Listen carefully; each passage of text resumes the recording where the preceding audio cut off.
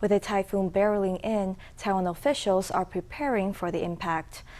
Typhoon Gaemi is a powerful storm that is currently making its way towards Taiwan. It is currently equivalent to a Category 4 hurricane, with fears that it may turn as strong as a Category 5 hurricane. That's a serious typhoon. Why would you care about what is happening on a remote island in the South China Sea? Because the island of Taiwan has become synonymous with advanced semiconductor manufacturing. The island nation is home to the world's largest and most technologically advanced chip foundry, Taiwan Semiconductor Manufacturing Company, TSMC. The meteoritic rise of the stock market darling NVIDIA would not be possible without Taiwan's semiconductor industry. Our viewpoint keeps evolving, changing the face of the world. Indeed, Taiwan's semiconductor manufacturing has changed the face of the world. Without that industry, there would not be NVIDIA RTX chips that power our games. Taiwan also manufactures the chips that drive the current AI industry revolution.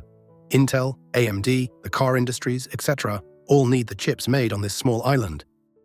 Stop, yes? Back off, you don't know the components!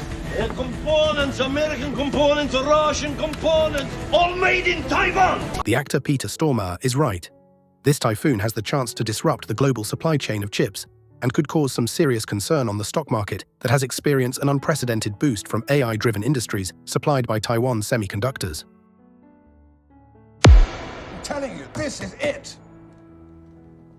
If the typhoon turns out to be a serious one, its projected path is that the typhoon will pass through or nearly pass through Taiwan's Semiconductor Valley, the Hsinchu Science Park, where TSMC is located. So, my fellow gamers and AI enthusiasts, thank you for watching this video. Let's hope this typhoon won't cause any serious damage, and let's stay excited about the future innovations that will continue to drive the world of AI and gaming.